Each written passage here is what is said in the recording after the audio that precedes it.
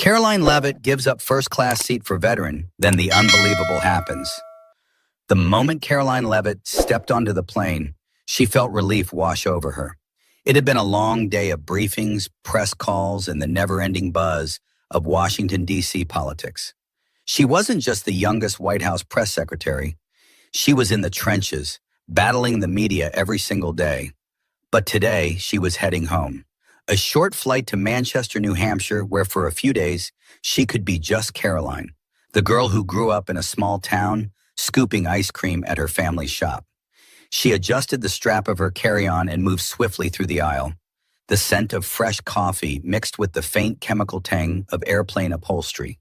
It was a full flight, every row packed, passengers already shifting in their seats, adjusting their armrests, flipping through in-flight magazines. First class wasn't a luxury for her, it was just practicality. As part of the White House team, she traveled constantly. This seat, with its extra space and quiet, was a small reprieve before another chaotic week. She reached her row and settled in, placing her bag underneath the seat in front of her. And then she saw him. A man, maybe in his late 80s, walking slowly down the aisle with a steady but deliberate pace. His frail frame was draped in an old, well-worn jacket, and on his head sat a cap that read, World War II veteran. The kind of cap you didn't just buy in a store, one that meant something. A quiet symbol of sacrifice.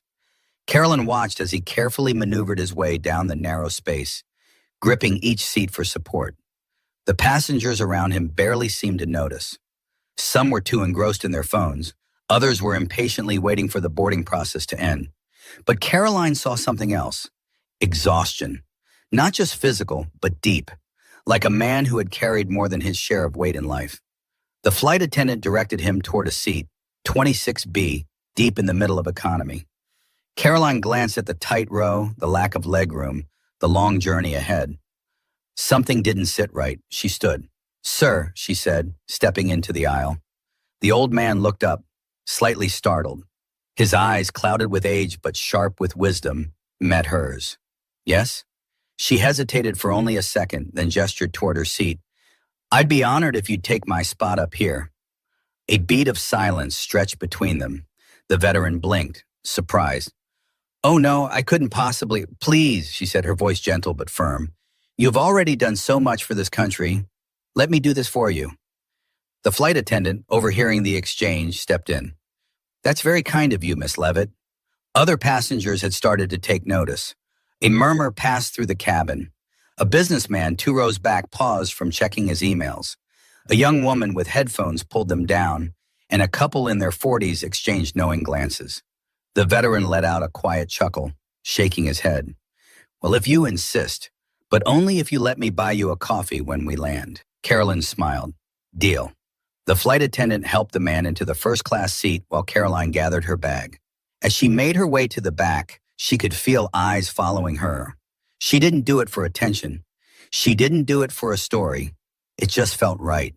But as she slipped into 26B, sandwiched between 2 passengers, she had no idea that what she had just set in motion would become a national story, and that before the flight even landed, something unbelievable was about to happen. But then, just as she was settling in, the man next to her whispered something that sent a cold shock through her veins. Karoline barely had time to adjust to her new seat when the man beside her, a middle-aged passenger in a wrinkled button-down, leaned in slightly. His voice was low, almost conspiratorial. You know who that is, right? She turned to him, caught off guard. Excuse me? He nodded toward first class, where the veteran was now settling into her former seat, adjusting the recline with slow, deliberate movements. His hands, knotted with age, gripped the armrests as if they carried more than just the weight of his body. That guy, the man muttered. That's not just any veteran. That's Joseph Monroe. The name meant nothing to her, but the way he said it made her stomach tighten. Who is he? She asked. The man huffed a quiet laugh. Of course, you wouldn't know. They don't talk about guys like him much anymore. Karoline's brow furrowed. Something about the way he said guys like him felt loaded. Not in a malicious way, but like he knew something she didn't. He was in the 82nd Airborne during World War II, the man continued. Paratrooper. But after the war, Let's just say he got caught up in things. A prickle of unease crept along the back of Caroline's neck. What kind of things? The man's eyes flicked around, as if making sure no one was eavesdropping. CIA, Black Ops, the kind of missions that don't officially exist. Then back in the 70s, he disappeared, just vanished. Some people think he was involved in something big, something the government wanted buried. Caroline's instinct was to dismiss it as another conspiracy theory. She had spent enough time in Washington to recognize the way people twisted half-truths into dramatic stories. But something about this man's tone, the certainty in it, gave her pause. And then, as if on cue, Joseph Monroe turned his head and looked straight at her. She felt it before she saw it, that subtle, heavy awareness of being watched. His gaze wasn't unkind, but it was piercing, studying her as if he knew exactly what she was hearing. A slow, deliberate nod, not of gratitude, not of acknowledgement. Something else. Caroline swallowed. The atmosphere in the cabin had changed. It was subtle at first, just a shift in the way people looked at her. A couple of whispers, a few glances in her direction. Then the flight attendant returned, smiling warmly as she handed Monroe a drink. But her eyes flicked to Caroline for just a second too long. And then came the man in 24A. He was seated 2 rows ahead, but Caroline noticed him when he twisted slightly in his seat, just enough to glance back toward first class. Just enough to glance at Monroe. Unlike the others, he wasn't whispering to a seatmate or typing on his phone.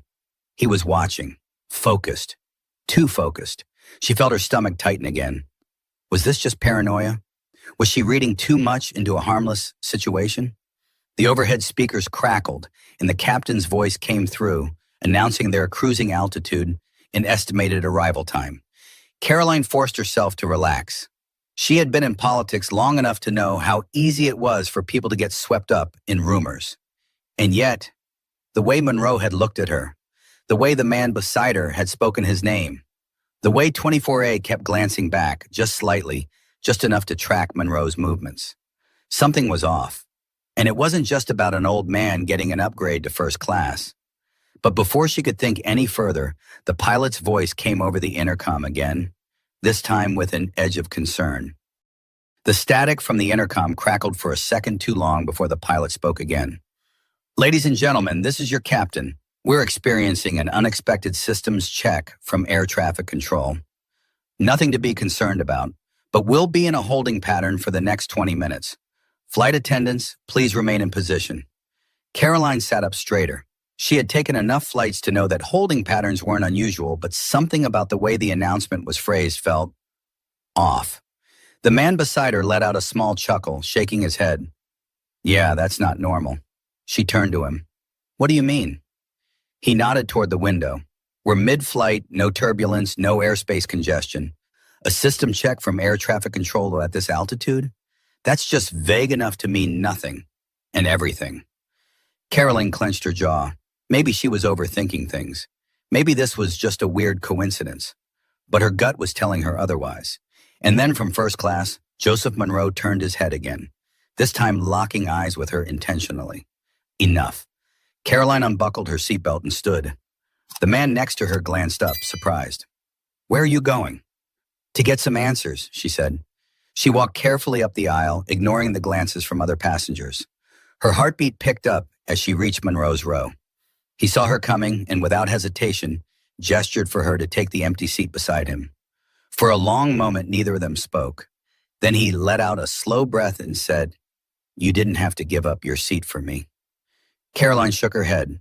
It was the right thing to do. Monroe studied her. Up close, she could see the deep lines in his face. Not just the kind that came with age, but the kind that came from carrying too many burdens for too many years. You have no idea what you just walked into, do you?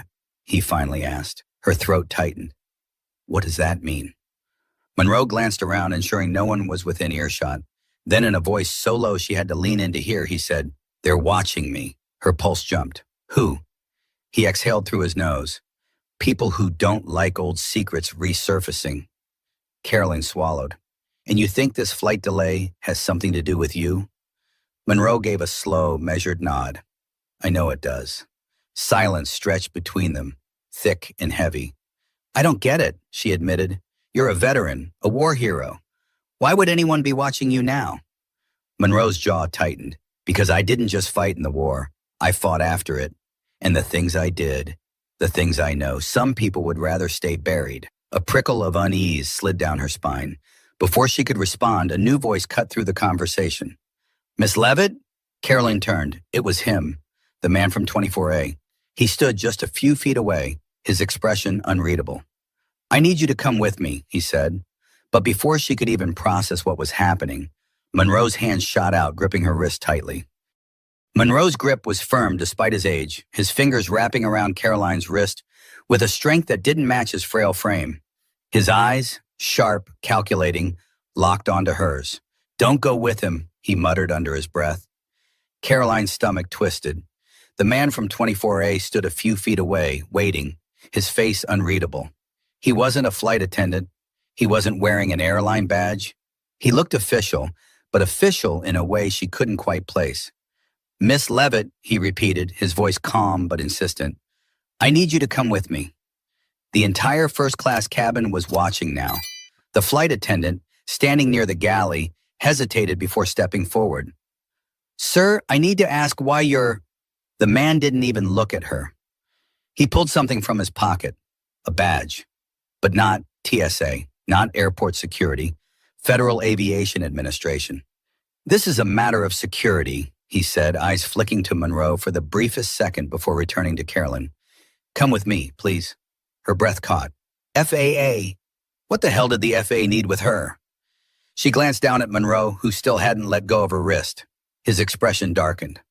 They're not FAA, he whispered. I've seen this before. They want something. Karoline didn't know what to believe, but something about this felt wrong. Her instinct told her to play along, at least until she understood what was happening.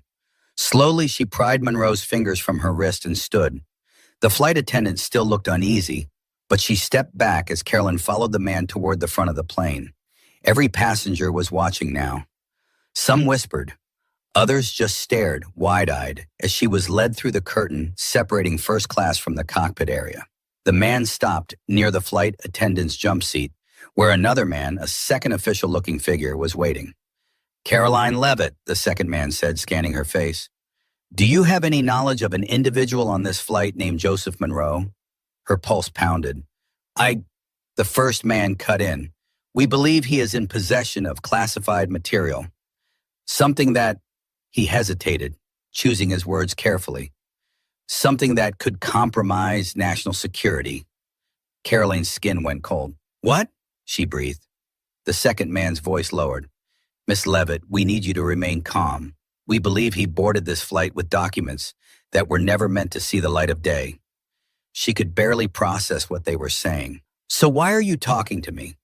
The first man gave her a long look. Because he trusts you.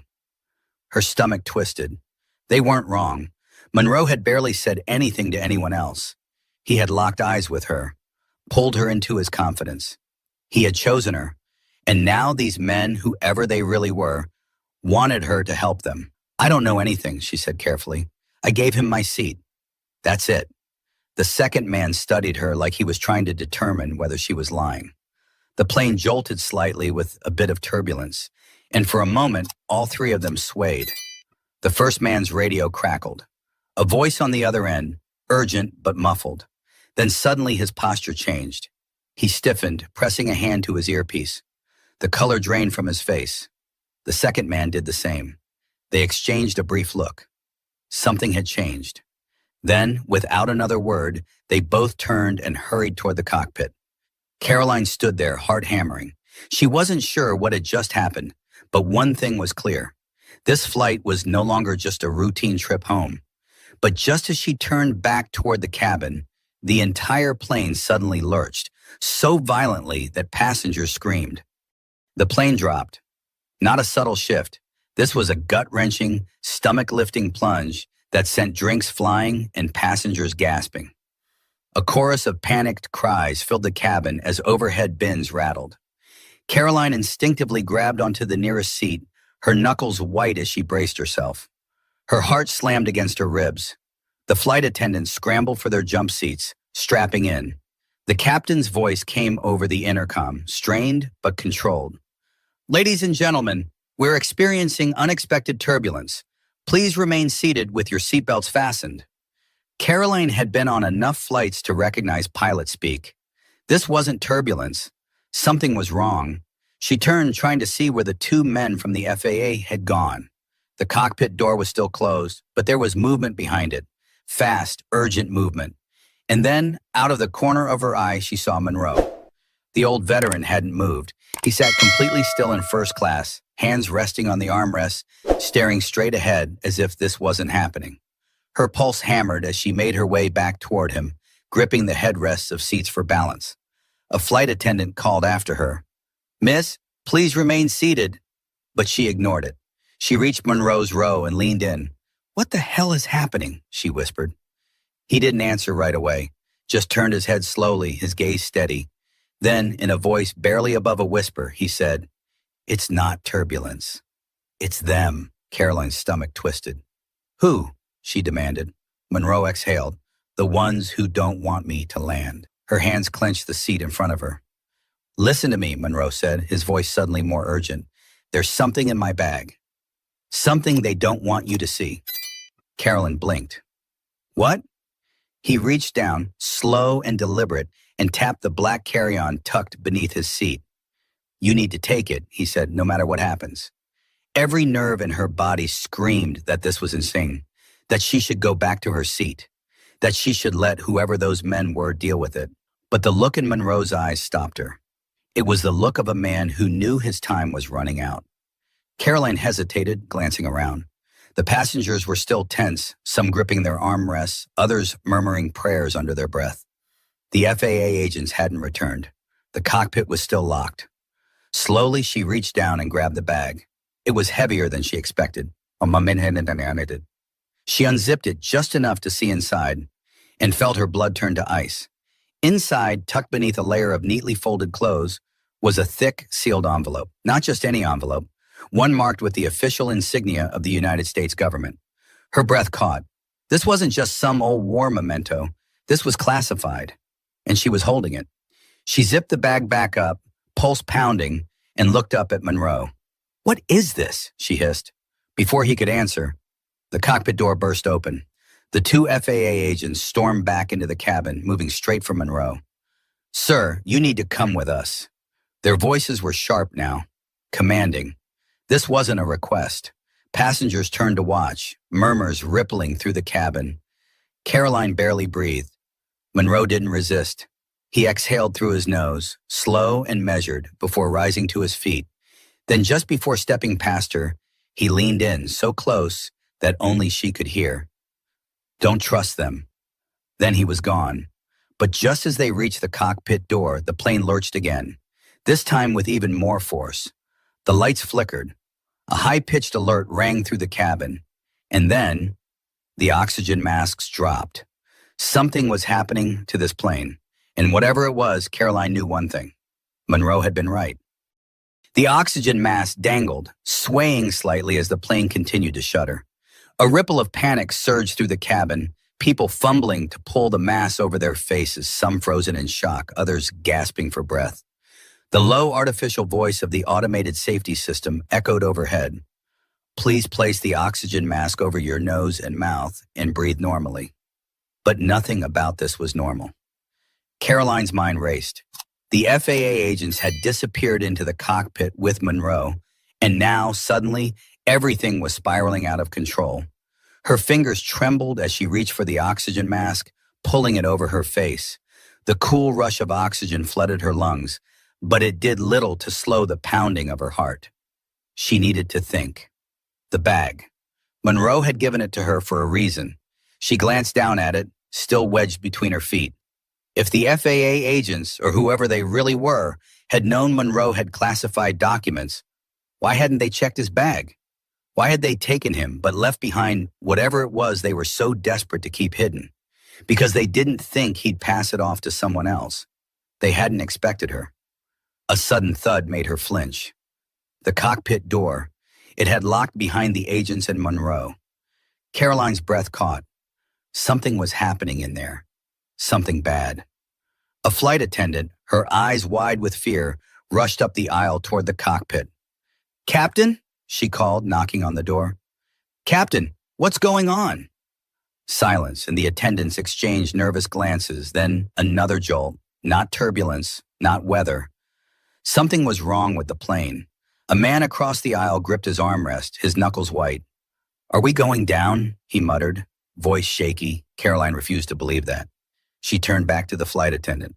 "What's going on? Do you have communication with the cockpit?"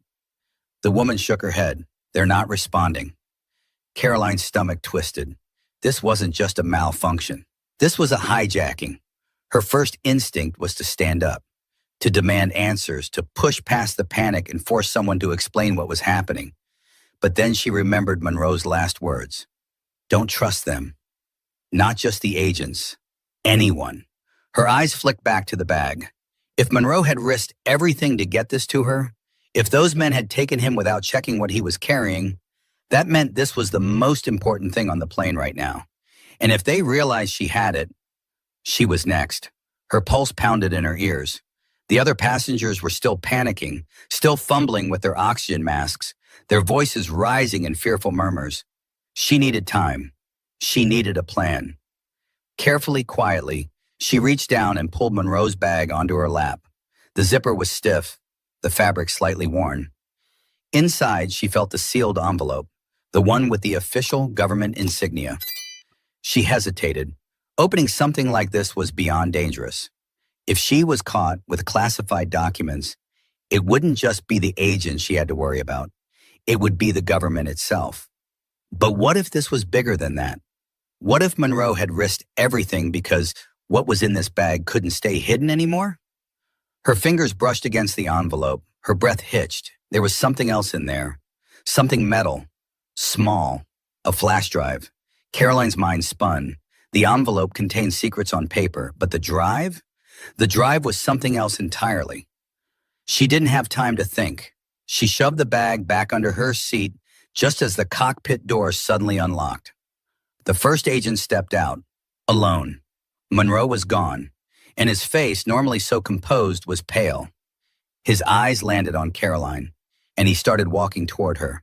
She had seconds to decide what to do next, but before he could reach her, the intercom crackled, and the captain's voice came back on.